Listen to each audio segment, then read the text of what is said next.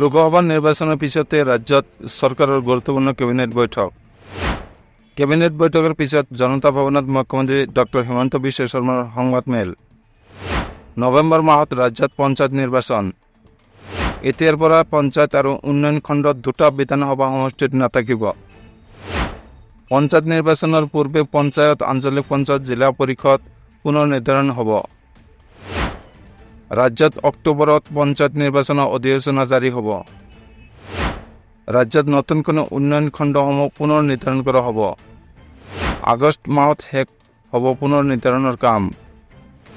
অক্টোবৰত প্ৰকাশ পাব ভোটাৰ তালিকা। অৰুণোদয় আঁচনি আমি সৰ্বাধিক পৰ্যায়ত দিয়াৰ বাবে চেষ্টা কৰিছোঁ।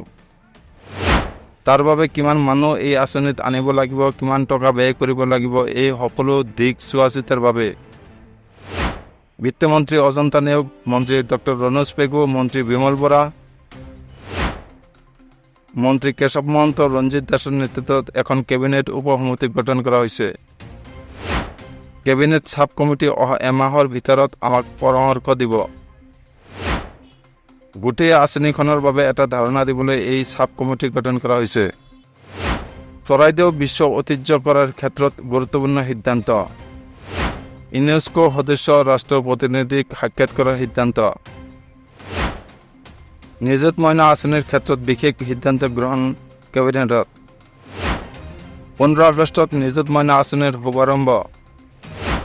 নিযুত মইনা আঁচনিক লৈ মন্ত্ৰী চন্দ্ৰমোহন পাটোৱাৰী আৰু ৰণোজ পেগুক লৈ কমিটি গঠন কৰা হৈছে। নিযুত মইনা আঁচনিৰ মতে ছাত্ৰীক দিয়া হ'ব 10,000 টকা। নতুন মাইক্ৰ' ফাইনেন্স আঁচনি আগষ্ট মাহত মুকলি হ'ব। ৰাজ্যৰ 15 লাখ ব্যক্তিক নতুনকৈ ৰেচন কাৰ্ডৰ ব্যৱস্থা। ছেপ্টেম্বৰত 30,000 যুৱকক দিয়া হ'ব 1 লাখকৈ টকা। মুখ্যমন্ত্ৰীয়ে লগতে কয় যে ৰাজ্যৰ বান পৰিস্থিতিৰ সম্পৰ্কত আলোচনা কৰা হৈছে।